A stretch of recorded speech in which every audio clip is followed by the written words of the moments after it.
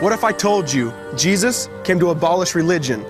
What if I told you voting Republican really wasn't his mission?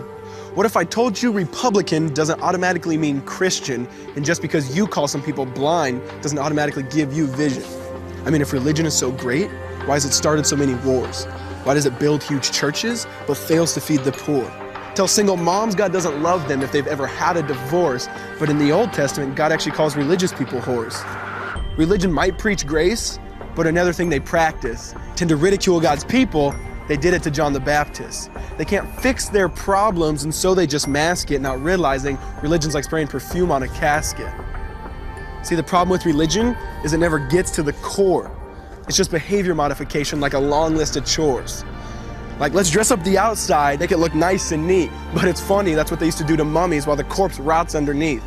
Now, I ain't judging, I'm just saying, quit putting on a fake look. Because there's a problem if people only know that you're a Christian by your Facebook. I mean, in every other aspect of life, you know that logic's unworthy. It's like saying you play for the Lakers just because you bought a jersey. See, this was me too, but no one seemed to be on to me. Acting like a church kid while addicted to pornography. See, on Sunday I'd go to church, but Saturday getting faded, acting if I was simply created to just have sex and get wasted. See, I spent my whole life building this facade of neatness, but now that I know Jesus, I boast in my weakness. Because if grace is water, then the church should be an ocean. It's not a museum for good people, it's a hospital for the broken. Which means I don't have to hide my failure, I don't have to hide my sin.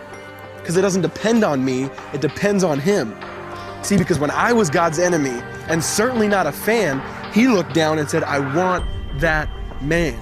Which is why Jesus hated religion, and for it He called them fools. Don't you see so much better than just following some rules? Now let me clarify. I love the church, I love the Bible, and yes, I believe in sin. But if Jesus came to your church, would they actually let Him in? See, remember He was called a glutton and a drunkard by religious men. But the Son of God never supports self-righteousness, not now, not then. Now back to the point, one thing is vital to mention. How Jesus and religion are on opposite spectrums. See, one's the work of God, but one's a man-made invention. See, one is the cure, but the other's the infection. See, because religion says do, Jesus says done.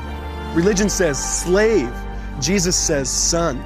Religion puts you in bondage, while Jesus sets you free. Religion makes you blind, but Jesus makes you see. And that's why religion and Jesus are two different clans.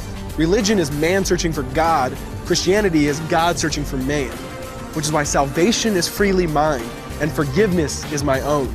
Not based on my merits, but Jesus' obedience alone. Because He took the crown of thorns and the blood dripped down His face. He took what we all deserved. I guess that's why you call it grace. And while being murdered, He yelled, Father, forgive them. They know not what they do. Because when He was dangling on that cross, He was thinking of you.